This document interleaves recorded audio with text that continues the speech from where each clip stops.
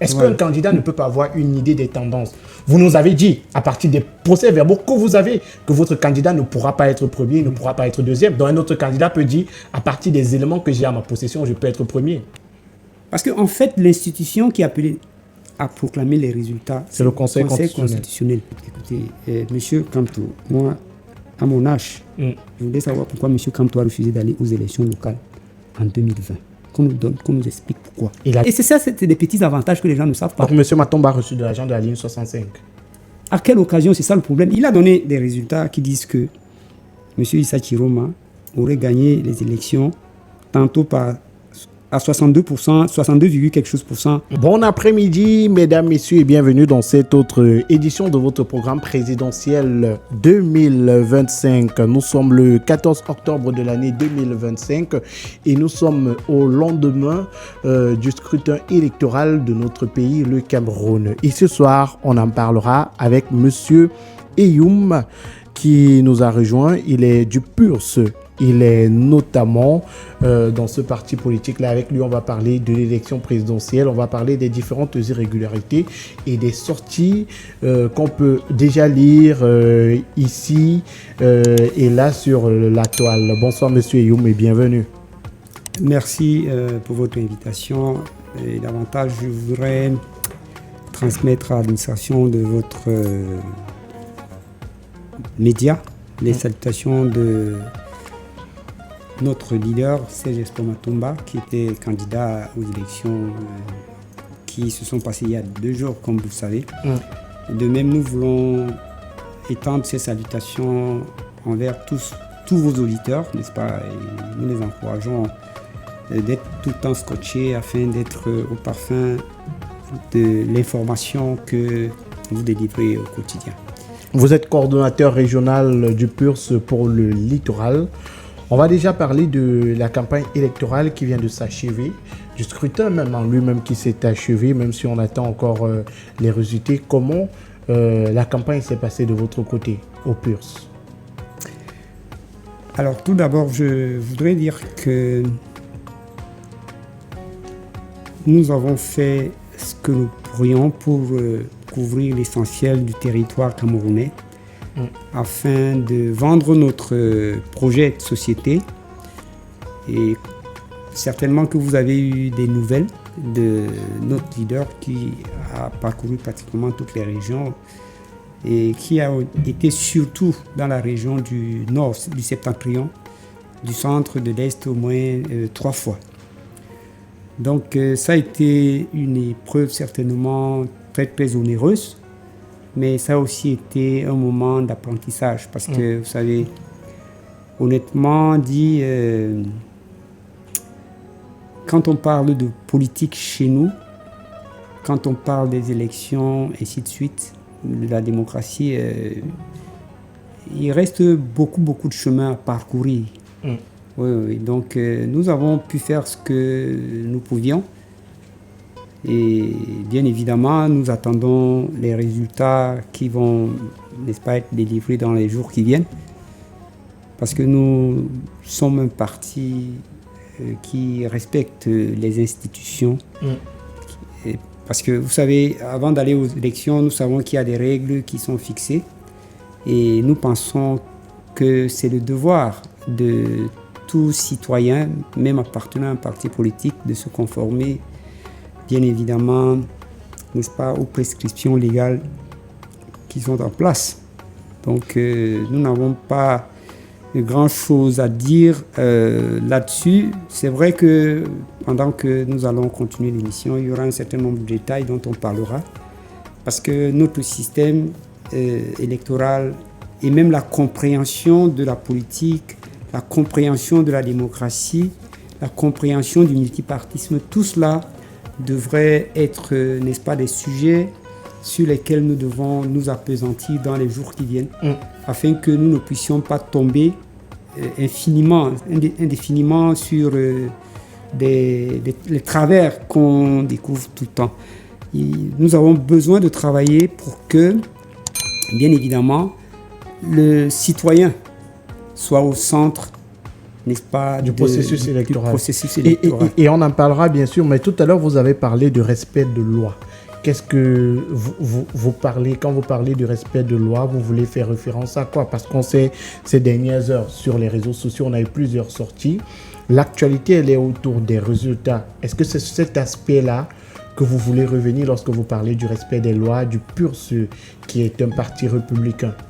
Oui, tout à fait. Vous savez, je voudrais, pour dresser le décor, n'est-ce pas, avant de vous donner la réponse, de nous souvenir que la devise de notre pays, c'est paix, travail, patrie.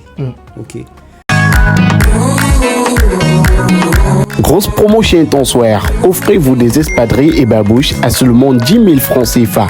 Oui, je dis bien 10 000 francs CFA. Pour un look unique et un style affirmé, Intenseware, c'est ce qu'il vous faut. Des espadrilles et babouches en dope, Togo, Bogoland, Kente et bien d'autres tissus africains. Des créations originales pour sublimer votre élégance. Parce qu'Intenseware pense à vous, profitez de cette grosse promotion dès maintenant. Contact 689 88 23 02 673 97 92 20 et la livraison est gratuite. Soyez unique avec Intenseware, osez la fritude, vivez l'intensité. Donc, lorsque nous allons à une élection comme celle-ci, c'est une activité certainement particulière, n'est-ce pas? Mais elle fait partie du chapelet d'activités qui exige que nous puissions faire preuve de citoyenneté, de patriotisme, ok? Parce qu'au-delà des élections, n'est-ce pas, nous devons vivre. Et il faut noter aussi que l'État nous suivra. Donc, ce qu'il faut dire ici, c'est que notre pays, malgré le fait que les lois qui gouvernent ne sont pas vraiment des lois qui sont satisfaisantes à tout point de vue, nous voulons quand même dire que s'il y a des lois qui organisent une activité, la première des choses que nous devons faire, c'est de nous conformer à ces lois-là. À ces lois-là. Et c'est ce qui fait de nous des citoyens accomplis. Parce qu'on ne peut pas tout le temps être en train de décrier les lois et accepter dans le jeu pour dire que quand on a le résultat, c'est à ce moment qu'on commence à dire que... Mais est-ce que vous invitez aujourd'hui les citoyens camerounais à ne pas revendiquer au cas où leur voix ne serait pas respectée? Je prends un exemple. Si après le dépouillement, le président Paul Biya a gagné l'élection et que le Conseil constitutionnel déclare notre candidat vainqueur de cette élection-là, est-ce que dans vos propos, vous n'êtes pas en train d'inviter les Camerounais à ne pas revendiquer pour le président Paul Biya qu'ils auraient choisi dans les urnes? Parce que vous avez parlé de vivre après l'élection, de survivre. Oui. Il faut être formel dans tout cela. Il faut être formel. Vous savez, dans ce processus, il y a, à notre avis, un certain nombre de principes qui auraient pu être pris en compte. J'ai parlé de la question de notre devise.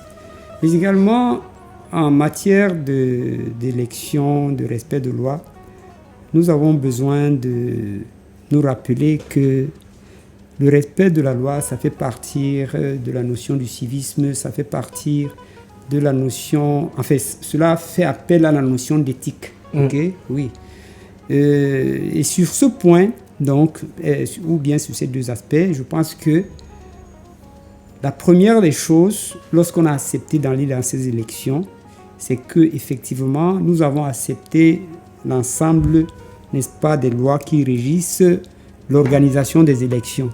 Donc, nous ne voyons pas pourquoi est-ce qu'il devrait avoir le type de suspicion sur des points tels que si M. Biya n'est pas élu et que ce soit l'autre et que le Conseil constitutionnel, non. Nous avons des choses à reprocher au Conseil, non pas au Conseil constitutionnel, au système lui-même, au système d'organisation des élections. Ok? Alors, cela dit, nous ne sommes pas là pour nous jeter dans la spéculation. Et puis là, vous me donnez peut-être l'occasion d'anticiper sur une question dont nous aurions pu peut-être discuter après, c'est-à-dire la sortie de notre leader, qui a dit clairement, Monsieur Matomba, Serge Espoir Matomba, qui a dit que nous allons nous aligner, n'est-ce pas, sur le choix du peuple. Je pense que si... Et on peut d'ailleurs lire cette sortie-là. Oui, vous pouvez la lire. Ouais. Alors, crois que... Communiqué de presse, il est signé du 12 octobre 2025. Serge Espoir Matomba, candidat à l'élection présidentielle du 12 octobre. À l'attention de l'opinion nationale et internationale, nos équipes sont actuellement à pied d'œuvre pour compiler les résultats issus du scrutin du 12 octobre 2025. Ce travail se fait sur la base des procès-verbaux que nous recevons progressivement de nos représentants déployés dans les différents bureaux de vote à travers le pays. Pendant que ce travail de compilation se fait, nous tenons à rassurer que nous attendons avec sérénité et responsabilité la proclamation des résultats par la source officielle. Quelle que soit l'issue de ce processus, nous nous alignerons du côté de la majorité des voix exprimées par le peuple camerounais. Notre engagement envers la démocratie, la transparence et la paix reste inébranlable. Nous remercions tous nos militants, sympathisants et partenaires pour leur mobilisation exemplaire et leur confiance renouvelée. Fait à Yaoundé le 13 octobre 2025. Alors, c'est très clair, comme vous pouvez le voir vous-même. Donc, il n'y a pas de débat là-dessus. Nous estimons que les lois sont là. Les élections sont organisées dans un cadre bien précis. Il y a des imperfections, mais nous ne pouvons pas tout le temps nous appesantir, n'est-ce pas, sur, je ne sais pas, des réclamations. Donc, on ne devrait pas réclamer au cas où on a l'impression que... Je pense qu'il ne faut même pas avoir l'impression. Il ne faut pas avoir l'impression. Alors, sur ce point, je voudrais peut-être dire que... quand moi j'aborde les sujets relatifs à la politique aujourd'hui, je ne les aborde pas simplement comme représentant d'un parti politique. Parce que, après tout, j'ai une expérience professionnelle, j'ai une expérience en tant que une expérience académique, une expérience en tant que chercheur. Donc, j'essaye, n'est-ce pas, d'aborder les questions en tenant compte d'un certain nombre d'aspects, notamment les aspects certainement juridiques, n'est-ce pas, mais aussi les autres aspects qui sont sociologiques, anthropologiques, ainsi de suite, pour que, en fait, en donnant un rendu, cela puisse être de manière à éduquer la communauté. Parce que aujourd'hui, nous avons le sentiment que les Camerounais ont besoin qu'on leur fasse passer par un procédé de catharsis. Ça veut dire quoi? Ça veut dire qu'il ne faut pas qu'on aille aux élections avec des émotions. Okay. Les émotions, ça ne paye pas. Et je voudrais dire ici que il ne faut pas que nous ayons la mémoire courte du fait que il y a eu un semblant de démocratie avant les indépendances du Cameroun. Et puis ça a progressé un tout petit peu là, et puis, mais ça n'a pas fonctionné. Et ensuite, c'est dès les années 90, c'est-à-dire en 90, que l'idée de la conférence nationale souveraine et la conférence de Bâle qui instruit qu'il faut qu'aujourd'hui, à partir de cette date-là, n'est-ce pas, il faille que l'aide au développement soit échangée avec l'application de la démocratie. Donc, nous n'étions pas préparés. Et depuis toujours, il semble que l'éducation nécessaire pour que nous puissions comprendre de quoi il est question n'a pas été faite. Et c'est pour cela qu'aujourd'hui, ça je peux vous le dire, il y a, n'est-ce pas, comment on peut appeler ça, un ensemble de thématiques qui sont évoquées aujourd'hui dans la scène politique. Mais à jamais, on ne prend le soin de vous expliquer concrètement ce que cela représente, quel est le contenu. Je prends déjà même la question, quand on parle de la politique c'est quoi? Est-ce qu'on a suffisamment expliqué au Cameroun de quoi il est question?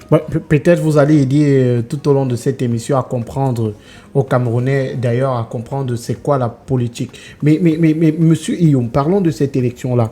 On a la sortie il y a quelques minutes encore seulement de Tomaino Damdiola de l'UDC qui a parlé de quelques irrégularités qu'elle a constatées au cours de ce scrutin. Est-ce que vous, du côté du PURS, vous avez remarqué des irrégularités?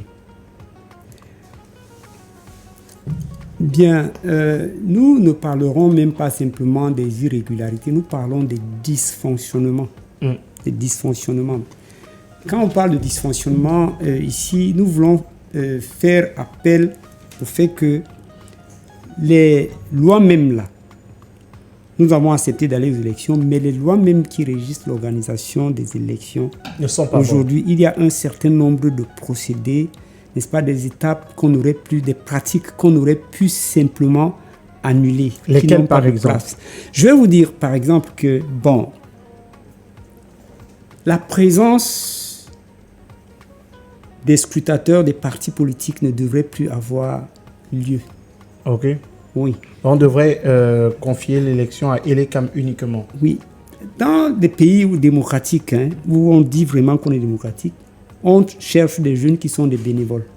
Qui vont gérer. Mais est-ce que vous pensez qu'au Cameroun, on peut confier l'élection ou on peut présumer de la transparence d'Elekam dans une élection présidentielle?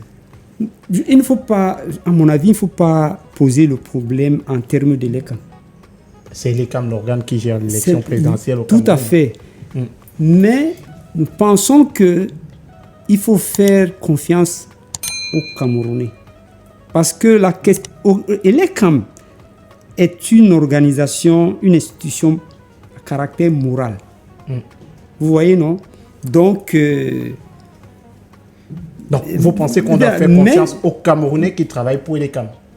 Absolument, il faut qu'on trouve un moyen pour qu'on ait des jeunes Camerounais. Puis parce que cela peut avoir un impact très important. C'est-à-dire que les Camerounais, les jeunes Camerounais, commencent à prendre en compte, en considération le fait que on les reconnaît comme étant des gens responsables, des gens qui peuvent faire preuve de neutralité, qui peuvent assumer des responsabilités. Pourquoi? Parce que, je vais vous donner un exemple. Vous voyez pourquoi? Est-ce que vous savez pourquoi il y a eu confusion quant à ce qui concerne l'orientation des votes? Est-ce que vous avez essayé dans quel sens? L'orientation dans le sens du choix des candidats, de tel candidat ou tel candidat. Ah oui, il est très important de savoir que beaucoup de consultants qu'on a invités, beaucoup d'autres acteurs sur les plateaux de télé, même dans les radios, ont fait des déclarations de type la jeunesse, ce n'est pas un programme politique. Vrai ou faux, monsieur Yo? Mais la jeunesse est-elle un programme politique? On ne devrait même pas l'évoquer. C'est des gens qui n'ont pas des arguments qui peuvent le dire. Et ça, je vais vous le démontrer. Deuxièmement, il y a ceux qui disent que la présidence de la République, ce n'est pas un espace d'apprentissage. Est-ce que vous pensez que la présidence de la République, c'est un espace d'apprentissage? On ne devrait non plus évoquer cela. Tout cela, c'est des gens qui n'ont pas des arguments. Est-ce que vous ne pensez pas que pour être président de la République, il faut avoir fait ses classes? Par exemple, passer par le conseil municipal, avoir été maire, député, sénateur, avoir une certaine idée de la vie politique du Cameroun, des défis du pays? Alors, dites-moi, de tous les candidats qui étaient là, ok? Citez ceux qui n'ont pas de mandat. Citez ceux qui ont des mandats. Et expliquez-nous pourquoi est-ce que les gens pourraient penser que même ceux qui ont des mandats, qui ont eu un minimum d'expérience. Vous parlez de votre candidat, c'est Jesper Matomba. Il n'y a pas que lui. Sur plusieurs plateaux de télévision, on a eu des consultants qui pensaient qu'il n'est pas suffisamment expérimenté. Il n'y a pas que lui. On va parler d'Elie Milobert, qui très souvent le dit que c'est vous avez la liberté de les citer puisque vous les avez invités. Puisque j'ai des émissions avec eux, c'est l'information. Oui, mais je vais vous dire une chose. Vous savez, il faut être pragmatique. Je vous ai parlé tout à l'heure, je vous ai dit que je suis un homme, comment on peut dire ça, un homme rond, un peu complet. Parce que il n'y a pas que la série de formations que j'ai fait sur le plan académique, sur le plan professionnel. Ok, mais il y a aussi mon expérience, mon vécu. Je ne crois personnellement pas en ce que on a besoin, ou il y a une école pour gagner, pour être président. Il n'en existe pas. Moi-même qui suis là, si l'opportunité m'est donnée d'être président de la République, vous le serez. Mais est-ce que vous serez un bon président? Oui, je vais vous expliquer. Je vais vous l'expliquer. Vous savez, je discutais tout récemment, ce matin même, avec un certain nombre de jeunes. Et ça, je vais vous donner ce conseil. Oui, parce que, en fait, je considère que, et ça, c'est un message que je considère que tout ce que j'ai appris, l'expérience que j'ai eue jusque-là, je dois la partager avec les autres parce qu'elle peut aider. Ok? PowerHealth, toute la puissance de la pharmacopée africaine au service de votre santé. Avec PowerHealth, dites désormais adieu à de nombreux problèmes de santé générale, des troubles de la sexualité, des problèmes d'infertilité et même des problèmes d'obésité. PowerHealth, à travers ses 4 différents produits, a des solutions à tous vos problèmes. Avec PowerHealth, luttez efficacement contre le mal de nerfs, mal de nez sciatique, paludisme, typhoïde, fièvre jaune, mal de rein, mal de dos, mal de genoux, hémorroïdes internes et externes. Avec PowerHealth Plus, luttez contre les problèmes de conception, ménopause précoce, règles douloureuses, douleurs au bas-ventre, kystes, myomes. Avec PowerHealth Renfort, combattez efficacement la faiblesse sexuelle, les reprises lentes, l'érection molle, sperme de mauvaise qualité. Et avec PowerHealth Action, adieu à l'hypertension artérielle, le diabète, l'obésité et le surpoids. PowerHealth, c'est des produits à base de plantes naturelles et sans effet secondaire. Contact 689 88 23 02. Avec PowerHealth, c'est la santé assurée. Alors, je vais vous dire, j'ai commencé à travailler relativement à un âge jeune, relativement. J'ai fait un concours pour entrer dans l'administration. Je n'ai pas fait 2 ans de service. J'ai été nommé chef de bureau. OK? Et à la surprise de beaucoup qui étaient là même avant moi, j'ai fait tous les efforts pour accomplir mon travail de manière, je voudrais dire, excellente. Au point que, or, ça c'est une paraphrase, il faut la rappeler, j'étais à ce moment-là parmi les fonctionnaires qui étaient là. Pas forcément en termes d'âge, mais en termes d'années de service. D'expérience, j'étais le plus jeune. Mais mon dynamisme à gérer, n'est-ce pas, les fonctions qui m'ont été attribuées par le ministère ont permis que certaines personnes là où, dans notre département ou la région où je travaillais, dans la ville, il y en a qui croyaient que j'étais l'adjoint de mon chef, alors que le poste d'adjoint n'existe pas. Il y en a parmi mes collègues qui tiraient les pieds en arrière. Au point où, à un moment donné, je me suis même posé la question de savoir pourquoi cela. Parce que même mes chefs hiérarchiques se donnaient le plaisir, je ne sais pas si c'était le plaisir, s'absentaient alors qu'on avait des événements importants qui se préparaient. Et ce dynamisme dont j'avais fait preuve avait donné confiance au préfet. Il savait que lorsqu'il y a une tâche à remplir pour représenter notre délégation départementale, Monsieur Eyoum était là et il lui rendait satisfaction. Mais monsieur, on parle là bien de la jeunesse. Vous pensez qu'un jeune dynamique peut assurer les fonctions présidentielles et de la plus belle des manières? Vous prenez l'exemple sur vous qui, très jeune, avait déjà des bons résultats. On parlait également, vous pensiez il y a un instant que Elecam, on devrait faire confiance à Elecam, que les scrutateurs devraient disparaître des bureaux de vote. Est-ce qu'à l'état actuel, à ce jour, vous pensez que les Camerounais peuvent faire confiance à Élections de Cameroun, à Elecam? Non, je suis en train de dire ceci. Écoutez, je n'ai pas fini même de vous expliquer parce que j'ai occupé d'autres fonctions plus tard.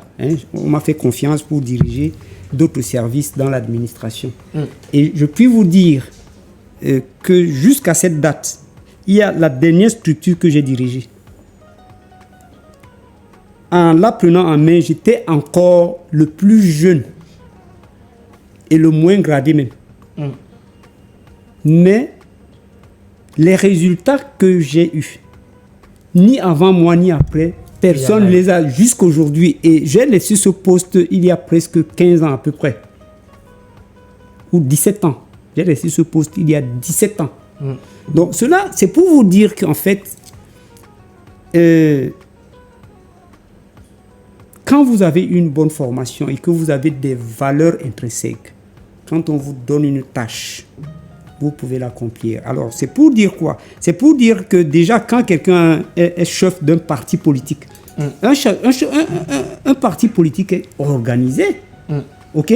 Alors, si vous êtes capable de manager votre parti politique, de faire preuve de bon leadership, bien évidemment, on peut vous confier une position et vous la conduisez, n'est-ce pas? Vous conduisez le parti ou alors le pays. Oui, c'est-à-dire que la responsabilité qu'on vous a donnée, vous avez des ministres. Je ne veux pas citer les noms. Il y a des ministres qui n'étaient que responsables de leur cabinet. Ils ont été nommés. Est-ce qu'ils ne font pas le travail? Donc nous n'avons pas à avoir peur. Moi, je dis ceci. Il faut faire confiance à la jeunesse. Parce que personnellement, je suis gêné de voir qu'aujourd'hui, à un certain nombre de positions, lorsqu'il faut intégrer les jeunes, on est toujours en train de dire ils sont jeunes, ils n'ont pas l'expérience. On ne vend pas l'expérience. L'expérience ne se retrouve dans aucune école. Mais ce qu'il faut considérer, et c'est ça ce que je pense et ce que je crois profondément dans mon cœur, c'est que lorsque vous avez été même à l'école, tout ce qu'on vous donne à l'école comme enseignement, malheureusement, on ne le sait pas, mais c'est des compétences. C'est des compétences. À partir du primaire, c'est des compétences à partir du moment où vous pouvez faire part à quelqu'un d'autre qui ne connaît pas ce que vous connaissez. Maintenant, ce qu'il faut faire, excusez-moi, ce qu'il faut faire, c'est de rendre pratique, même si c'est 1 plus 1, si vous arrivez à rendre cela, à opérationnaliser cela dans la gestion des petites choses, c'est déjà un acquis. Or, c'est ce qui n'existe pas. OK. Et on parlait des irrégularités constatées pendant les élections présidentielles. D'après vous, la première irrégularité que vous avez soulignée, c'est la présence des scrutateurs. Parce que vous pensez qu'on devrait... Oui, justement parce que, écoutez un peu... vous pensez qu'on doit faire confiance à Elecam? Je dis, on doit faire confiance aux Camerounais. D'abord, c'est Elecam l'organe qui gère l'élection. Je suis d'accord. C'est un organe qui a en son sein les Camerounais. Est-ce que vous pensez qu'on peut faire confiance à Elecam? Oui, parce que, excusez-moi, le problème avec Elecam est au niveau du personnel, d'abord, c'est-à-dire que du président du bureau de vote et du secrétaire. Parce qu'on dit que c'est eux qui falsifient c'est ce qu'on dit. Oui, les procès-verbaux. OK? Bon. Le deuxième niveau, c'est quoi? C'est que la loi envisage que c'est le procès-verbal de l'ECAM qui fait foi. Bon. OK. Même s'il y a les cas de jurisprudence où on a pris d'autres procès-verbaux dans certains cas. Voilà. Mais toujours est-il dit que même si on dit que le procès-verbal de l'ECAM fait foi, il faut se souvenir que dans le processus, quand on remplit les procès-verbaux, tous les scrutateurs doivent être là, s'assurer, voir que les chiffres qui sont portés sur les procès-verbaux, n'est-ce pas? Donc, pour nous, nous pensons que même si on dit que les procès-verbaux de l'ECAM peuvent faire foi, quand même, si vous avez eu 1, 2, 3, 4, 5 scrutateurs qui ont des procès-verbaux qui disent identiques, je ne vois pas pourquoi est-ce que vous ne pouvez pas confronter une quelconque modification que l'ECAM a apportée. Et quand je parle de de faire confiance, c'est pourquoi? C'est parce que, en fait... Mais vous venez de nous prouver là qu'on peut avoir des cas où Elekam peut se tromper ou alors Elekam peut produire un procès verbal qui ne soit pas original et c'est au scrutateur qui pourrait apporter la vérité. Mais vous pensez que ces scrutateurs doivent disparaître des bureaux de vote?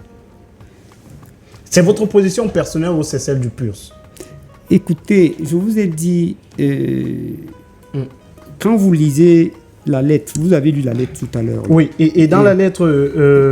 Vous voyez que, en fait, on n'insiste pas sur un aspect, parce que, comme je le disais d'avance, c'est parce que nous avons fait foi au texte qui organise les élections. Les élections. OK? Donc, c'est pour cela que vous verrez que notre secrétaire, premier secrétaire, n'a pas énuméré de manière détaillée qu'il y a telle ou telle chose. Il peut toujours avoir des irrégularités, comme je l'ai dit. Mais est-ce que vous en avez observé quelques-unes? Des irrégularités, j'ai dit il y en a eu. Mais je voulais, c'est-à-dire, je voulais parler des irrégularités qui sont évidentes. Comme la présence des scrutateurs? Non, pas seulement cela. Mais en fait, quand je parle de la présence des scrutateurs, je voulais dire qu'il fallait qu'on améliore le système en faisant confiance aux citoyens camerounais. C'est-à-dire que si on fait un bureau de vote, on a 3 Camerounais, on doit leur faire confiance. Ces 3 Camerounais seront de qui? Des Lekam ou alors des partis politiques? Ces 3 membres du bureau devraient être des Camerounais bénévoles qu'on a recrutés. C'est-à-dire, vous savez d'ailleurs que les présidents des bureaux de vote, pour une bonne partie, sont recrutés. Mais comment s'assurer de leur moralité? Comment s'assurer de leur moralité? Peut-être c'est ça le rôle que jouent les partis politiques dans les bureaux de vote. C'est de s'assurer que même si les membres recrutés par Elekam qui sont là ne sont pas de bonne moralité. Je vais vous dire une chose. Est-ce que vous savez qu'il y a des scrutateurs qui vont dans les bureaux de vote et ne votent même pas le parti qu'ils représentent? Oui, il y en a. Alors, vous voyez que nous avons besoin de travailler la moralité des gens. C'est pour cela que quand je parle de ces gens, c'est pourquoi il y a la notion de neutralité qu'on a très souvent évoquée. Et si jusqu'à présent, donc, nous nous rendons compte que même avec les scrutateurs, encore que dans la majorité des bureaux de vote, vous pouvez le constater, tous les scrutateurs ne sont pas là. Et je crois que vous avez déjà entendu dire que les partis politiques n'ont pas assez suffisamment de moyens pour avoir des personnes dans tous les bureaux de vote. Et il y a quelque chose que je vais vous révéler, c'est que ceux qui sont les scrutateurs demandent d'être payés. Et combien de partis politiques? Certains. Je dis la majorité. Bon, du moins, j'ai discuté avec des responsables de partis qui pensent que ce sont eux qui doivent mettre un minimum à la disposition pour éviter que cela ne soit corrompu. Ils doivent avoir, par exemple, de quoi manger pour la journée, ils doivent avoir de quoi boire, ils doivent avoir du transport. Combien de partis peuvent le faire? Très peu. C'est pour ça que vous avez d'ailleurs lancé une cagnotte pour le faire. Alors, et combien contribue même à cette cagnotte? Donc, vous pensez qu'il y a en gros pas eu de régularité pendant cette élection? Non, je vais arriver aux irrégularités. Il y a des irrégularités. J'étais en train de parler. On n'y arrive pas, monsieur. Non, je voulais y arriver. Mais je voulais juste vous dire. Alors, en termes d'irrégularité, vous comprenez, il y a d'abord au niveau de la production des cartes. Dans notre bureau, par exemple, nous avons eu une situation où un premier votant est venu, il a émargé tout, on a mis l'empreinte, et puis l'électeur a trempé le doigt dans l'encre bleue. Ouais. Et quelques instants plus tard, il y a un autre électeur qui est venu avec une carte. Tout est sur la liste. Et on lui dit que mais vous avez déjà voté. Elle dit que non, elle n'a pas encore voté. Alors, il y a un problème à ce niveau. OK?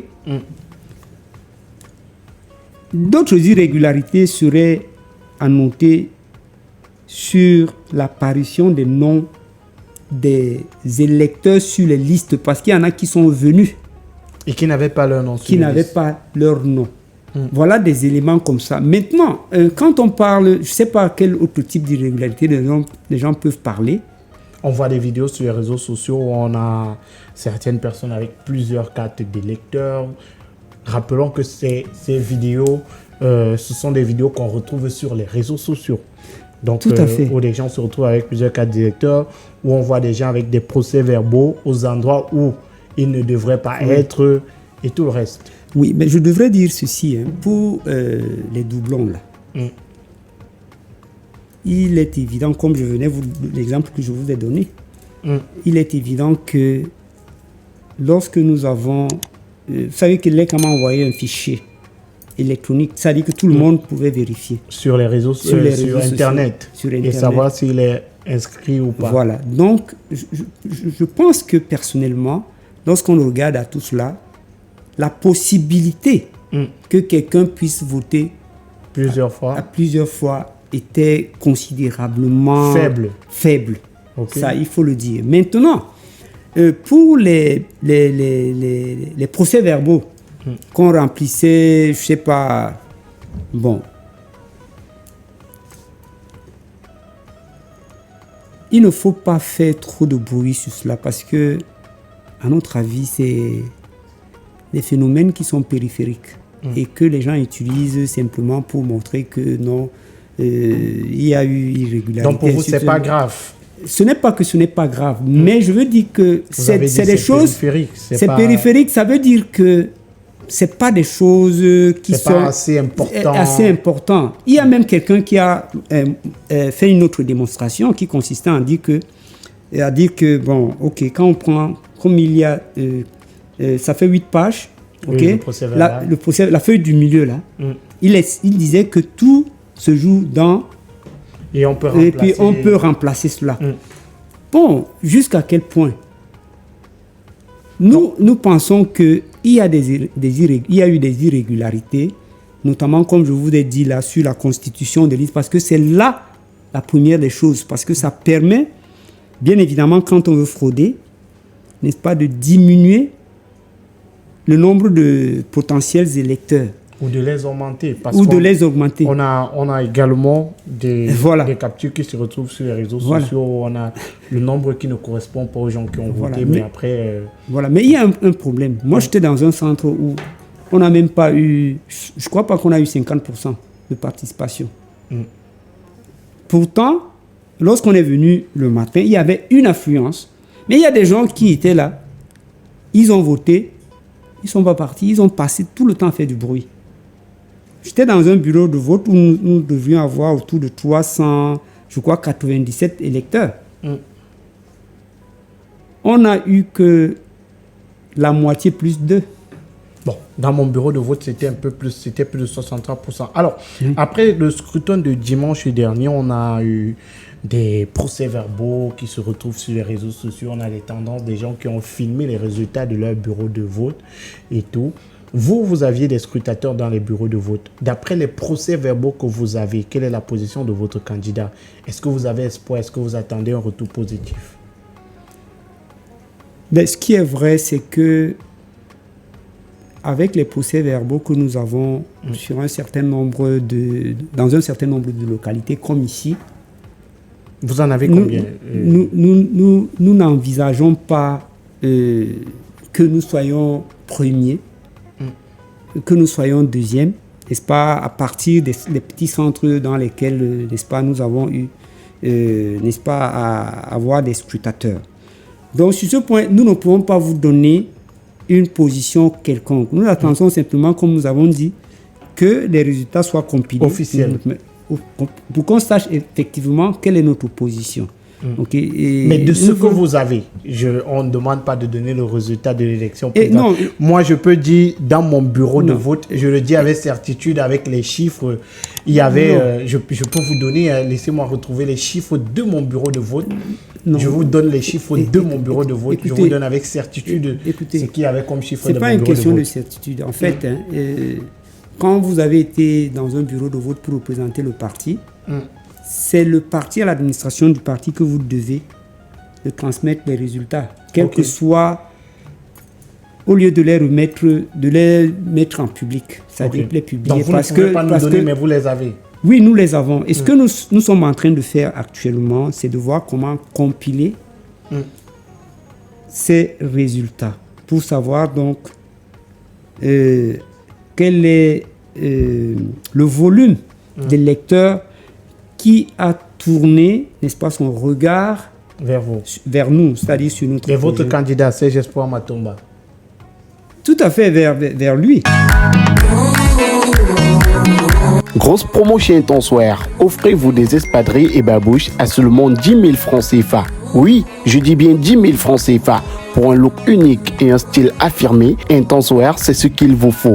Des espadrilles et babouches en DOP, Togo, Bogoland, Kente et bien d'autres tissus africains. Des créations originales pour sublimer votre élégance. Parce qu'Intenseware pense à vous, profitez de cette grosse promotion dès maintenant. Contact 689 88 23 02 673 97 92 20 et la livraison est gratuite. Soyez unique avec Intenseware, osez la fritude, vivez l'intensité. Donc jusqu'à ce que nous ayons compilé ces résultats au niveau régional et au niveau national, Parce que nous ne pourrons pas vous donner de chiffres. Mais vous savez que vous ne pouvez pas. Vous avez dit, d'après ce que vous avez, vous n'êtes pas premier, vous n'êtes pas deuxième. Oui. Et d'après ce que vous avez, qui est premier? Vous avez des procès-verbaux que vous avez. Non, nous n'avons pas qualité à donner des résultats. Pourquoi? Parce que ce ne sont pas des résultats. Non, même en tout cas, la loi. Non. La loi ne dit pas qu'on ne donne pas des informations qu'on a. Écoutez. Moi, je vous donne l'information de mon bureau de vote. Là, je vous montre la vidéo. C'est une vidéo. Dans mon bureau de vote, j'ai eu le procès verbal. J'ai eu des images du procès verbal. Donc, je peux vous donner les résultats de mon bureau de vote. Nous avons fait la même chose et tout ce que nous faisons, c'est de les communiquer à qui de droit. Ok. Vous comprenez? Nous voulons un peu être... Mais je veux vous dire une chose, excusez-moi. Vous savez... Je vous ai parlé tout à l'heure des concepts, de tout ce que les gens essayent de dire à propos de la politique. Il faut connaître ce que c'est que la politique. Parce que, en fait, je voulais vous dire, la politique, c'est un art noble. Et la politique, c'est pour des nobles. Oui. Malheureusement, au Cameroun, c'est le tout venant. Ce n'est pas parce que vous avez prononcé le mot politique que vous devriez vous prévaloir d'être, je ne sais pas, un homme politique ou bien de participer, d'être un acteur politique. Non. Ce n'est pas parce que vous êtes membre d'un parti ou bien vous avez même un parti politique. Non. Pour être quelqu'un de compétent pour parler de la politique, il y a un maximum de choses, d'apprentissage. Mais tout à l'heure, vous nous avez dit que pour être président, il ne faut pas forcément avoir une très grosse expérience. La position de président, c'est une position, c'est une position purement administrative. Mais elle peut aussi avoir un caractère de leadership. Mais dans ce sens, quand on parle que ce soit d'administration, de leadership, il faut savoir que vous êtes entouré par des gens. Vous ne prenez pas des décisions en solo. Vous travaillez avec des personnes. Et qui plus, quand je l'ai dit, c'est parce que tout au moins, ceux qui sont les leaders des partis politiques ont déjà une expérience de management, de leadership au sein de leur parti politique, dont ils ne sont pas des ignorants. Mais cela n'exclut pas le fait que lorsqu'on regarde le comportement, j'aurais eu besoin, ou bien, enfin, disons que si l'opportunité aurait pu être donnée, nous sommes un pays où il faut commencer à faire un travail qui consiste à évaluer les qualités de leadership et de management des partis politiques. J'ai parlé tout à l'heure d'éthique, de déontologie aussi, on peut parler de déontologie. Parce que si vous ne gérez pas bien votre propre parti politique, vous ne pouvez pas être vous ne pouvez pas bien diriger une autre organisation, vous comprenez? Et c'est très important pour tous les partis politiques. Parce que lorsque vous regardez le comportement des militants, vous pouvez, lorsque vous êtes quelqu'un de lucide qui a essayé d'étudier ce que c'est que le leadership, le management politique, vous pouvez vous rendre compte que ce parti-là ne fonctionne pas bien. Mais quand vous êtes un leader qui est bien posé, qui maîtrise, n'est-ce pas, les rouages et, n'est-ce pas, comment je pourrais dire, les arcanes de son parti politique, vous avez autour de vous des personnes qui ont, n'est-ce pas, une bonne culture politique. Vous voyez que même si vous êtes faible, il n'y a pas trop de bruit. Ok. Alors, mais Monsieur Youm, on est à 12 jours des résultats officiels qui seront proclamés par le Conseil constitutionnel, mais jusque-là, on a un candidat qui a déjà fait un discours. Il s'agit d'Issa Chiroma Bakary. Et de son discours, il découle qu'il est le vainqueur de cette élection présidentielle. Est-ce que c'est de cette façon que vous analysez son discours? Vous savez, je vous ai dit tout à l'heure que je représente un parti politique, mais je suis un homme libre qui peut aussi peut-être donner son avis sur un certain nombre de choses tout en essayant d'être discret.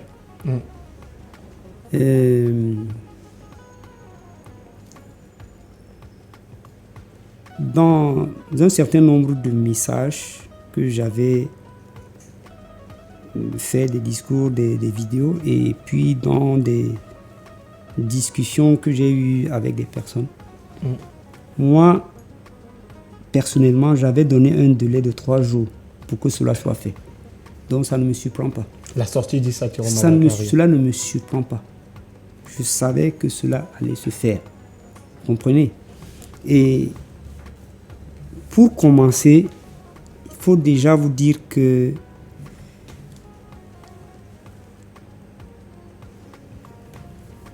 il y a beaucoup de choses qui se disent par rapport aux partis politiques. Et notamment, il y a une catégorie, un groupe de leaders politiques qu'on a estimé qu'il fallait absolument éliminer. Et on a commencé à donner des résultats. Il y a un commissaire, un Camerounais, qui est ancien commissaire qui a travaillé ici, au Cameroun, mais qui se fait passer pour quelqu'un qui maîtrise tout ce qui se passe ici. Il dit dans les officines, au cabinet civil, et ainsi de suite. Il a parlé. Il a donné des résultats qui disent que M. Issa Chiroma aurait gagné les élections tantôt à 62%, 62, quelque chose pour cent, et 37 pour M. Paul Biya. Mais quand vous faites l'addition de 37 et 62, vous avez 100%. Vous avez 100. Bon, maintenant, les autres candidats ont eu combien? Quel est leur pourcentage? Vous voyez que... Donc, vous pensez qu'il y a une volonté d'éliminer les autres candidats? Il y a une volonté d'éliminer les autres candidats, mais aussi de faire passer M. Chiroma, que vous avez appelé au forceps. Or, M. Chiroma, je n'aurais pas voulu vraiment élaborer, mais je vais sur des faits. Dans le discours qu'il a fait, après avoir mis son bulletin dans l'urne, il paraît être vraiment raisonnable parce qu'il a donné l'impression qu'il attendait aussi que le Conseil constitutionnel, parce qu'il l'a dit, je ne sais pas si vous avez suivi ce message-là, il a dit qu'il se confie au Conseil constitutionnel. Donc maintenant, s'il advienne qu'il passe un message, on a eu le discours d'hier soir, dans lequel il invitait même à l'armée à se ranger du côté du peuple. Bon, de toutes les manières, vous voyez par là que, contrairement à ce que l'on pense, il y a, je sais pas, je ne vais pas dire que c'est un plan ou quoi que ce soit, mais il y a une volonté, n'est-ce pas? Pour nous-mêmes, ce n'est pas d'accéder à la tête de l'État, mais stopper le processus. Vous pensez que c'est la volonté d'Issa Chiroma?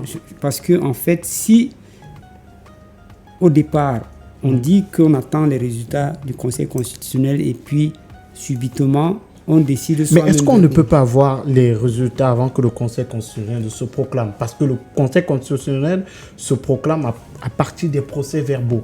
Si vous avez des scrutateurs dans tous les bureaux de vote, avant que le Conseil constitutionnel ne se proclame, vous avez ces résultats-là que le Conseil constitutionnel aura et qu'il ne donnera que de façon officielle. Vous savez même qu'il y a, peut-être qu'il y a même un article dans le code là, qui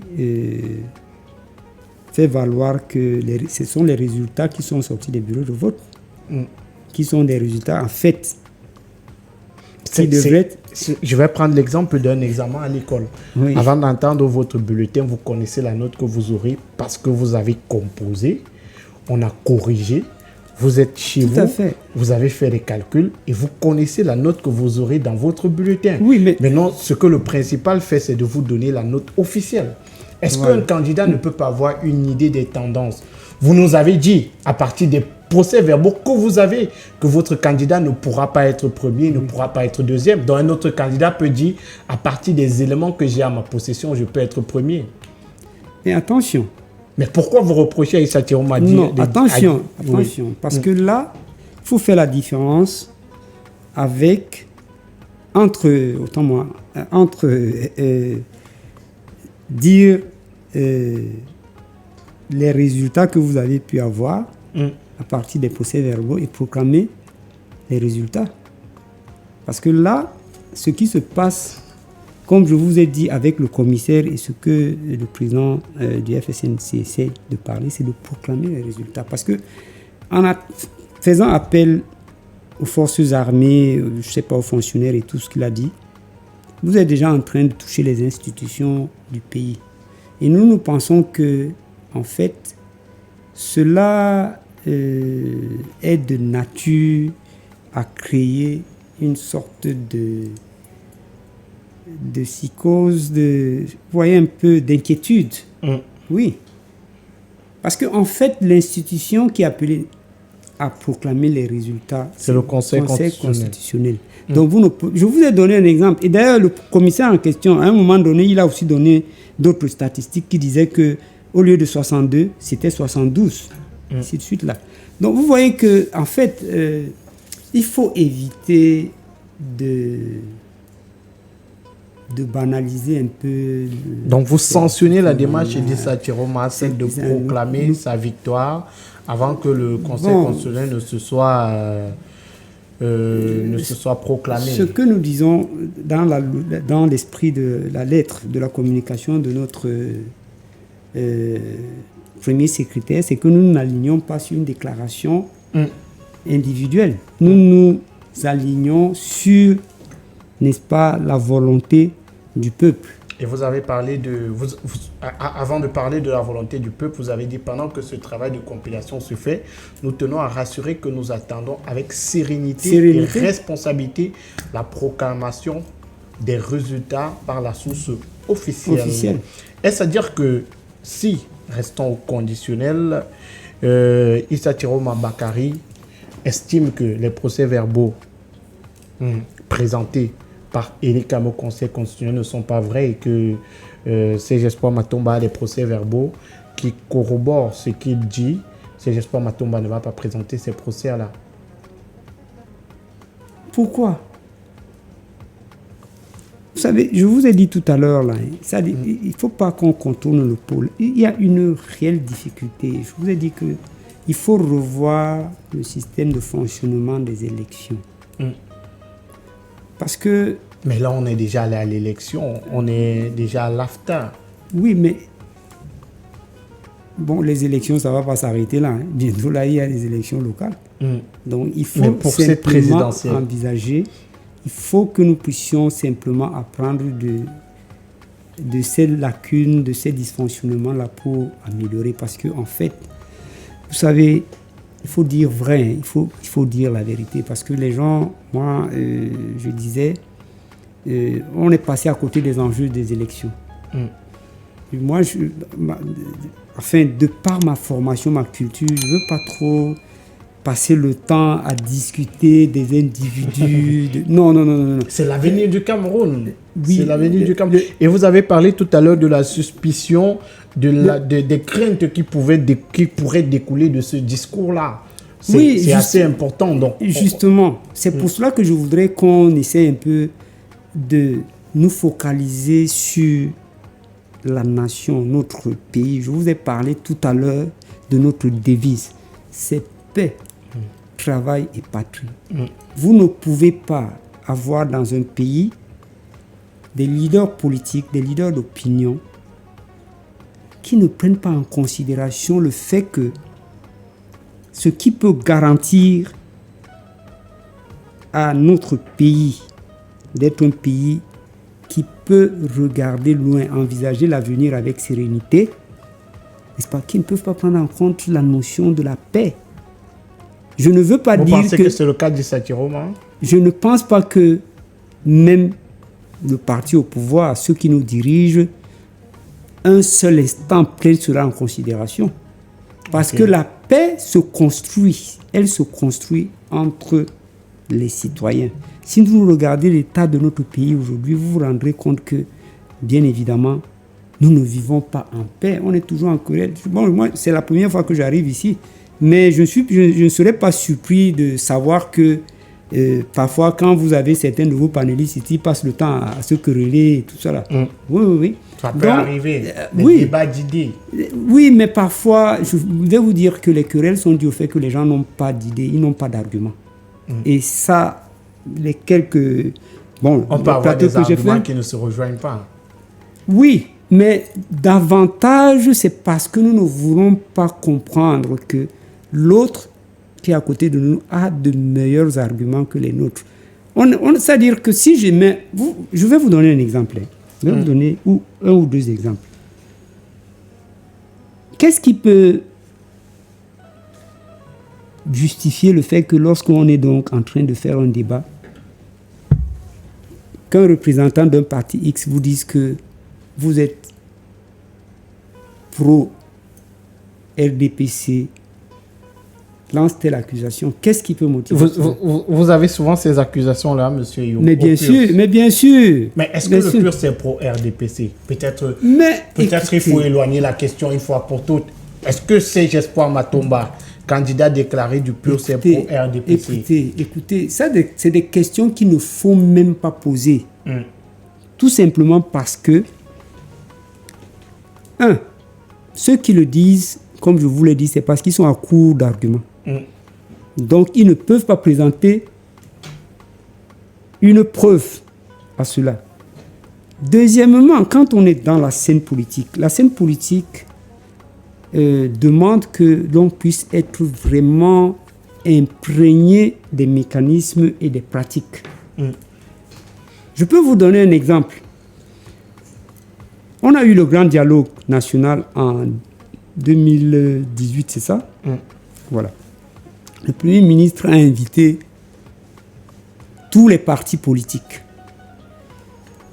On a invité les acteurs de la société civile, beaucoup de gens pour consultation. Beaucoup de gens peut-être ne le savent pas. Ou il y en a qui ont eu vent de cela et ont interprété ça à leur façon. Mais nous autres qui avons connaissance du fonctionnement de l'administration, nous savons que lorsque vous êtes invité à n'importe quelle occasion engageant l'avenir de ce pays, l'État doit s'assurer que vous avez les moyens de déplacement. De là où vous venez, pour Yaoundé, si la rencontre a lieu à Yaoundé, on sait que vous devez manger, vous devez dormir. Donc l'État a donné dans le cadre de dispose des moyens pour tout le monde qui prend part à cette rencontre.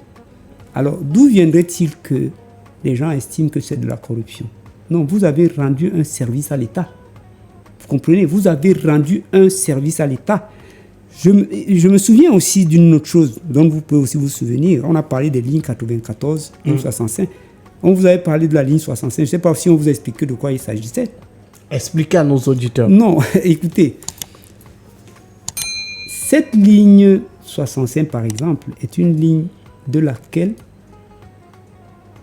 pas seulement des gens pour RDPC ou quoi que ce soit, mais c'est une ligne qui était ouverte pour pouvoir, n'est-ce pas, financer même les déplacements. Par exemple, si on a, je ne sais pas quoi, une réunion quelque part qui nécessite que dans la délégation, il y ait des hommes politiques, des autres partis, il faut prendre charge. Donc, il y a ceux qui, excusez-moi un peu, peut-être que vous avez un malheur en tant qu'un leader politique. Et c'est ça, c'est des petits avantages que les gens ne savent pas. Donc, M. Matomba a reçu de l'argent de la ligne 65. À quelle occasion? C'est ça le problème. Il faut oui, que... peut-être expliquer aux Camerounais. Oui, il a reçu cet argent-là, mais à quelle occasion? Non. PowerHealth, toute la puissance de la pharmacopée africaine au service de votre santé. Avec PowerHealth, dites désormais adieu à de nombreux problèmes de santé générale, des troubles de la sexualité, des problèmes d'infertilité et même des problèmes d'obésité. PowerHealth, à travers ses 4 différents produits, a des solutions à tous vos problèmes. Avec PowerHealth, luttez efficacement contre le mal de nerfs, mal de nez sciatique, paludisme, typhoïde, fièvre jaune, mal de rein, mal de dos, mal de genoux, hémorroïdes internes et externes. Avec PowerHealth Plus, luttez contre les problèmes de conception, ménopause précoce, règles douloureuses, douleurs au bas-ventre, kystes, myomes. Avec PowerHealth Renfort, combattez efficacement la faiblesse sexuelle, les reprises lentes, l'érection molle, sperme de mauvaise qualité. Et avec PowerHealth Action, adieu à l'hypertension artérielle, le diabète, l'obésité et le surpoids. PowerHealth, c'est des produits à base de plantes naturelles et sans effet secondaire. Contact 689 88 23 02. Avec PowerHealth, c'est la santé assurée. Je n'ai pas souvenance, mais je voudrais dire que de manière générale, il y a un certain nombre d'événements, de conditions, qui lorsqu'elle engage, ou bien un leader fait face à une certaine situation. Par exemple, est-ce que les gens savent que lorsque un leader le parti politique, par exemple, perd son épouse, a un malheur dans sa famille, c'est un devoir que l'État lui doit de l'accompagner. Ok. Là, vous m'informez. Oui, mais il faut que les gens le sachent. Il ne faut pas... C'est-à-dire que ce que les gens ne comprennent pas, c'est qu'ils ne veulent pas faire la différence. C'est vrai que le RDPC est le type de parti qu'il est, mais il faut faire la différence entre le parti qui est là, qui dirige, et l'État. Mais est-ce que vous pensez que dans le contexte camerounais, il y a une vraie différence entre l'État et le RDPC? On a vu des ministres battre campagne pour le président Paul Biya. Oui, malheureusement. Malheureusement, pourquoi? Parce que si vous prenez, par exemple, le statut général de la fonction publique, il est clairement entendu que je ne vais même pas prendre des ministres, parce que les ministres peuvent être effectivement membres des partis politiques. Oui. Ça, ce n'est pas exclu.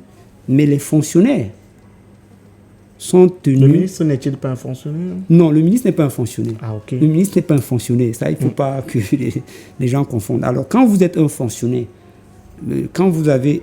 En fait, tout le monde qui est dans un ministère, sauf le ministre, sont tous des fonctionnaires. Okay. C'est des gens qui sont... C'est des employés de l'État. Et dans les textes de la fonction publique, dans le statut général de la fonction publique, il est recommandé à tout cela, n'est-ce pas, d'exercer un devoir de réserve, donc de ne pas se présenter publiquement comme étant membre d'un parti politique.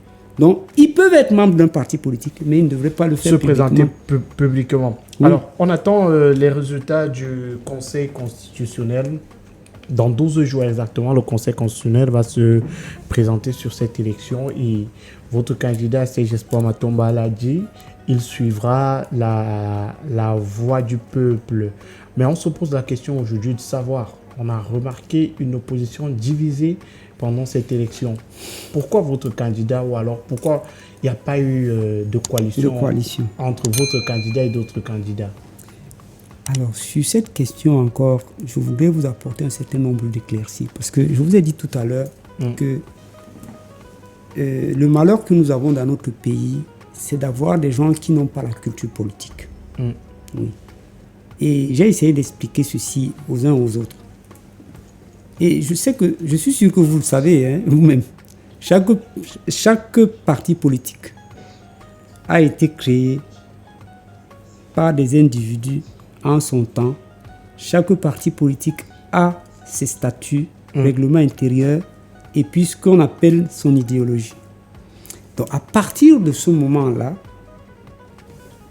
tous les partis politiques ne peuvent pas être considérés comme des organes compatibles les uns les autres quand il faut se mettre ensemble. Non, il y a des gens qui peuvent dire que non, en raison de notre ligne, de notre idéologie, nous ne pouvons pas nous mettre avec ceci. X ou Y, oui. Et cela est reconnu dans le monde entier, dans tous les pays où il y a la démocratie. Ça, c'est la première des choses. Une autre chose, c'est que il ne faut pas oublier qu'il y a un jeu d'intérêt. Lorsque les partis doivent se mettre ensemble, il y a un jeu d'intérêt. Donc, si nous nous mettons ensemble, sur quelle base est-ce que nous allons nous mettre ensemble pour atteindre quel objectif? Donc, c'est une affaire d'intérêt. Et d'ailleurs, ce qu'on voit en termes d'intérêt de manière générale, c'est au niveau des postes qui seront attribués, par exemple. C'est là où les gens regardent beaucoup plus l'intérêt. Mais l'intérêt général, les gens ne le regardent pas. Donc, les partis politiques, du moins un certain nombre de partis politiques, se mettent ensemble, pas pour les ministres, mais pour voir comment est-ce que les projets des uns et des autres dans cette union se mettre ensemble, vont se réaliser. Voilà. Il n'y a pas que cela. Il n'y a pas que cela. Parce que j'en parlerai, mais je voudrais d'abord dire qu'il n'y a pas que le fait que ces partis soient donc différents en ce sens. Il faut regarder la dimension anthroposociologique chez nous. Vous comprenez? C'est-à-dire que au Cameroun, il faut le dire de manière très claire, il y a des communautés de gens qui estiment qu'ils ne peuvent pas se mettre ensemble avec les autres. Là, vous parlez de tribalité. Il y a peut-être la tribalité là-dedans et d'autres aspects. Et d'ailleurs, je vais vous expliquer. Enfin, je veux peut-être pas rentrer là-dedans. Est-ce que la tribalité fait partie des raisons pour le tribalisme non, pas nous. Je préfère parler de tribalité, pas de tribalisme. Non, la tribalité, je dois vous dire, n'a rien de discriminatoire. La tribalité, c'est exprimer votre identité tribale. Oui. Alors que le tribalisme est discriminatoire. Donc, oui. Nous avons expliqué très clairement que pour nous mettre avec quelques partis politiques que ce soit, il y a des prérequis.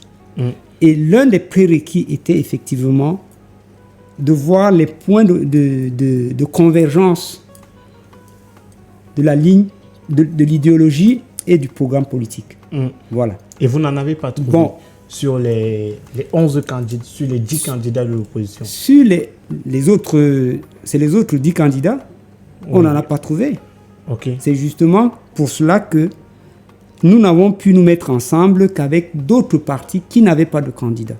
Voilà. Donc, cela dit, je voudrais avancer pour dire que il y a aussi un problème d'hégémonie qui s'est présenté. C'est-à-dire qu'il y a des partis qui ont estimé que les autres ne peuvent se mettre avec eux que s'ils acceptent d'être phagocytés. C'est-à-dire que vous venez vous mettre au service des autres. On ne négocie en politique, on ne négocie pas comme cela. Pourquoi? Mais est-ce qu'on ne négocie pas aussi en fonction du poids politique du leader, du candidat? Je crois que c'est mieux dit comme ça. Il y a des candidats qui sont plus cotés que d'autres. Il y a des candidats qui sont plus populaires. Oui, ça se ressent sur le scrutin.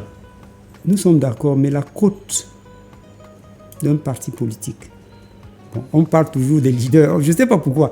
Non, parce que c'est l'élection présidentielle. L'élection présidentielle, ce sont les hommes. Alors, le problème de cote ici que vous posez ne devrait pas nous faire oublier que la présence du parti que vous représentez sur le terrain est important. Le candidat que vous évoquez, effectivement, on estime que c'est lui qui avait eu la cote.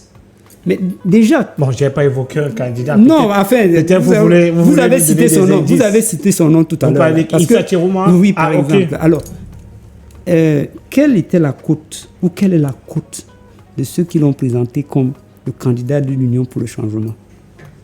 De ceux qui l'ont présenté, vous parlez du Manidem, Manissé, Kanem. Oui. Qu'est-ce qu'il représente dans le champ politique camerounais? Oui. Qu'est-ce qu'il représente? Vous savez mieux que moi ce que Comment je sais mieux que vous? C'est pour cela que je vous ai dit. Politique camerounais. Et on a vu plus tard les ralliements qui se sont faits. Maître Emmanuel Sim, vice-président du MRC. On a beaucoup qui pensent même que Maurice Kamto est un soutien d'Issa Chirouma Bakary. On l'a vu même dans ses sorties où il a demandé aux deux leaders du Nord de se mettre ensemble. Donc on comprend qu'il avait déjà fait son choix. Oui, mais vous n'avez pas relevé les noms de ceux qui n'étaient pas d'accord. Oui, il n'y a aucune preuve à ce que... Vous savez... Presque tous les candidats de l'opposition n'étaient pas d'accord. Il y a une situation dans ce pays où les gens pensent que tous les gens fonctionnent avec un esprit moutonnier, un esprit grégué. C'est-à-dire que c'est très dangereux parce que c'est pour cela qu'il est important. Je vous ai dit l'éducation, parce que les Camerounais, tels qu'ils sont, tels que notre société est organisée, pour diriger les Camerounais, et surtout lorsqu'on est une organisation qui doit rassembler les Camerounais de tous les bords, il faut avoir beaucoup de tact. Parce qu'il suffit que vous preniez une décision pour qu'il y ait éclatement. Pas seulement un éclatement en type de deux groupes. Non. Mais ça dit que le groupe en entier s'émiette. Et vous ne pouvez donc pas vous ne pouvez pas vous situer, savoir effectivement quel est le choix de celui-ci, quel est le choix de cela. Je vous ai parlé tout à l'heure de l'abstention. Et cette abstention est forte quand même. Il faut que nous puissions nous souvenir du fait que lorsque les gens ont commencé à parler de la coalition et qui ne voyaient pas les candidats se mettre ensemble, il y a des gens qui ont dit qu'ils ne vont plus voter. Il y a des gens qui ont dit qu'ils vont voter le RDPC, et ainsi de suite. Donc c'est pour vous démontrer jusqu'à quel point, n'est-ce pas, l'électorat camerounais ou l'esprit des Camerounais, c'est-à-dire que leur pensée ne corrobore pas vraiment avec ce que certains leaders pensent. Oui. Et moi, ce qui gêne le plus, c'est le fait que lorsque les gens quittent les partis politiques, ils ne quittent pas souvent les partis politiques avec de bonnes raisons. C'est-à-dire que vous quittez et vous allez rester tranquille chez vous. Vous voyez que la tendance est que si vous quittez un parti politique, absolument, il faut aller peut-être dire quelque chose de mauvais. Non. C'est pour ça que je vous ai dit que la politique, c'est pour les hommes nobles. Et nous sommes à quelques jours de la proclamation des résultats de cette élection présidentielle de 2025. C'est le Conseil constitutionnel, on l'a dit, qui va proclamer les résultats officiels. D'après vous, vous avez parlé d'Elikam tout à l'heure et vous pensez qu'on devrait faire confiance à Elikam. Est-ce qu'on devrait également faire confiance au Conseil constitutionnel? Écoutez un peu. Moi, à mon avis personnel, oui, peut-être que mon avis corrobore avec ce que notre premier secrétaire a dit. Le Conseil constitutionnel et l'ECAM, ce ne sont pas des organismes qui viennent de l'étranger. Moi, je dis très souvent une chose. Quand on dit tel n'est pas neutre. Bon, allez donc nous chercher les gens neutres. Donc vous pensez que les CAM et le Conseil constitutionnel sont neutres? La première des choses que nous devons faire en tant que des citoyens dans un pays, c'est faire confiance à ces institutions, à nos institutions, toutes les institutions. Mais est-ce que les antécédents de ces institutions-là montrent qu'on devrait leur faire confiance? Beaucoup de gens ont pensé que l'exclusion de Maurice Kamto était abusive. Beaucoup de gens ont pensé que dans les années antérieures, il y a eu des tripatouillages. C'est pour ça que beaucoup de gens pensent qu'on ne devrait pas faire confiance à ces institutions. Écoutez, monsieur Kamto, moi, à mon âge, je voulais savoir pourquoi M. Kamto a refusé d'aller aux élections locales en 2020. Qu'on nous explique pourquoi. Il a donné ses raisons. Peut-être que vous avez d'autres raisons que nous ne savons pas. Et maintenant, il a lui-même donné la conclusion selon laquelle il sait que cela lui empêcherait d'être candidat. Donc il n'y avait plus donc tout ce que vous dites aujourd'hui doit être pris par caution par le Conseil constitutionnel. Et Satiroma a dit qu'il a gagné, donc demain le Conseil constitutionnel doit le proclamer vainqueur parce qu'il l'a dit. Je suis en train de dire. C'est-à-dire que... on essaie juste de comprendre. Parce que vous nous avez dit, en 2020, Maurice Kamto avait dit « Je ne pars pas et je ne serai pas au présidentiel ». Donc, il a dit qu'il savait que cela lui empêcherait. Donc, il connaît la loi. Oui. Et Issa Tiroma également a dit j'ai gagné l'élection. Donc, le Conseil constitutionnel devrait également suivre l'exemple comme avec Maurice Kamto. Et je sais que le Conseil constitutionnel va me proclamer président, c'est ça? Non, il n'a pas dit. Bon, il n'a pas dit. C'est pour cela que je suis en train de dire, écoutez, ces gens-là, il ne faut pas jouer au malin. Moi, je vous ai dit, la politique est un art noble et c'est pour des gens nobles. J'ai un travail de recherche que j'ai fait et dans l'une des parties de cet ouvrage qui est encore... malheureusement, il n'est pas sorti à temps. J'ai dit ceci. Quand vous vous engagez en politique, il faut que vous soyez mentalement, psychologiquement préparé à gérer l'échec. Parce que si vous ne savez... Et d'ailleurs, dans toutes les circonstances de la vie, si vous ne savez pas gérer l'échec, comprenez, vous allez en pâtir. Vous allez en souffrir. Et vous pensez que c'est le cas de... Je pense que c'est le cas de beaucoup de leaders politiques qui ne veulent pas reconnaître leurs erreurs, qui ne veulent pas reconnaître la défaite. Vous savez, par expérience aussi, je ne vous ai pas dit, je suis électeur, j'ai été membre d'un bureau de vote. Ok, scrutateur. Membre d'une commission de... Comment on dit ça? De décompte des votes. De dépouillement. De dépouillement et de comptement. Donc, c'est des choses que je connais. Donc, j'ai vu un certain nombre de pratiques. Et c'est pour cela que moi, je dis... Ces pratiques-là étaient lesquelles? En fait, c'était lié au processus. Vous voyez un peu, ce n'est pas des pratiques en tant que des pratiques étrangères, mais des pratiques que je trouvais certaines bonnes, certaines insuffisantes, c'est-à-dire qu'il faut les parfaire. Parce qu'il faut quand même que nous comprenions que pour que les élections se passent bien dans ce pays, il faut qu'on se fasse confiance, qu'il n'y ait pas de suspicion. Pourquoi? Parce que lorsque vous dites... ne pas avoir de suspicion sera Oui, suffisant. mais le degré de suspicion qu'il y a au Cameroun est infernal. Il est mortifère. Et c'est pour ça que certaines élections sont d'après... Oui, c'est ça qui... Mais je vais vous donner un exemple. Je vais vous donner un exemple. Parce que cette situation a atteint un degré qui est alarmant.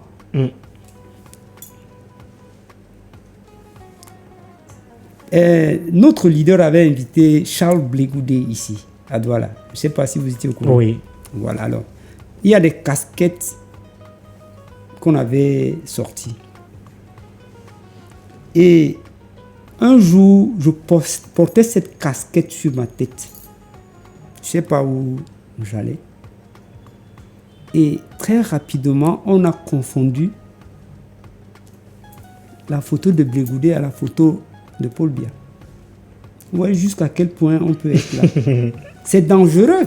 Donc c'est ça qui se répercute sur le Conseil constitutionnel. Non, mais justement. Donc vous pensez que ces organes-là sont transparents, mais qu'il y a juste des suspicions, que les gens se trompent en pensant que ces organes-là... Je dis et je répète que la perfection n'est pas encore là. C'est-à-dire qu'il y a des choses à refaire. Mais la première des choses, c'est que s'il y a des institutions, commençons à faire confiance aux À ces institutions, institutions. et à faire notre travail. Vous savez qu'aux États-Unis, même on a parlé de fraude, non?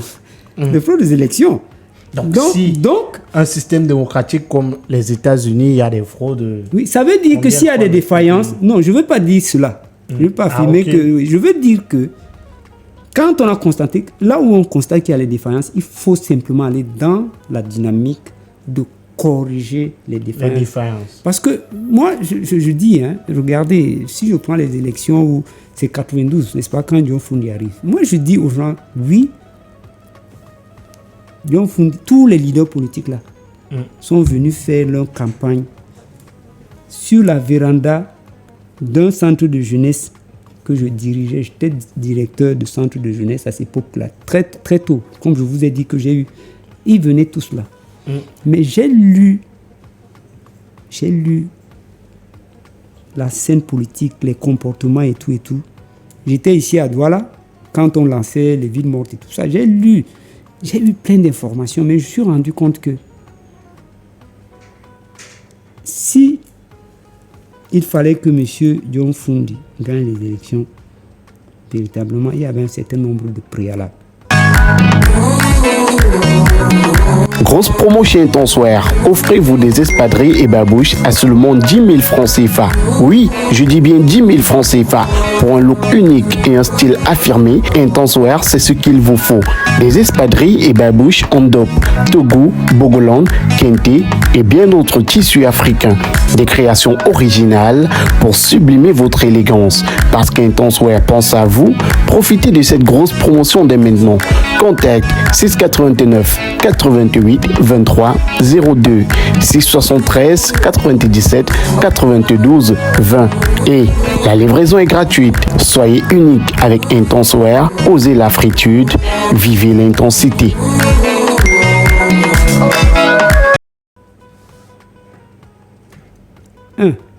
Ces élections, on avait sorti parce qu'on a encore 2 minutes. Il n'y avait aucune préparation. Ok. On s'est lancé dans une affaire comme ça. Et c'est pour cela qu'il fallait voir la qualité des cartes. C'était du papier, donc on pouvait fabriquer. Donc ça ne pouvait pas garantir que tel a gagné et tout cela. Il y a plein de choses. Donc il y a des améliorations, mais nous devons continuer à croire au processus électoral. À le parfaire. Et davantage pour le parfaire, il faut que les partis politiques, là j'insiste là-dessus, procèdent à quoi? À la formation de leurs militants. On avait ce soir dans le cadre de cette émission M. Priso Eyoum, coordonnateur régional du PUS pour le littoral. Merci M. Eyoum de nous avoir accordé cet entretien. Ok, c'est moi qui vous remercie. Et je crois que les informations que j'ai essayé d'apporter ont peut-être contribué dans une importante proportion à rassurer les Camerounais de ce que, qu'il faut attendre. Parce que quand on va dans un jeu comme celui-ci, on a besoin d'être patient. Donc ce n'est pas la seule élection, il y en a d'autres qui viennent. Et j'encourage les Camerounais à vaquer à leurs occupations et surtout à œuvrer pour que les conditions d'organisation des élections dans notre pays soient meilleures que ce que nous avons aujourd'hui. Et à ce moment-là, on pourra, n'est-ce pas, être en paix. Merci à tous de nous avoir suivis cet après-midi. On se donne rendez-vous dimanche lorsqu'il sera 10h pour une autre édition de votre programme présidentiel 2025. D'ici à là, portez-vous bien. Prenez soin de vous. On dit également merci à toute l'équipe technique qui nous a accompagnés ce soir encore. Au revoir et à dimanche.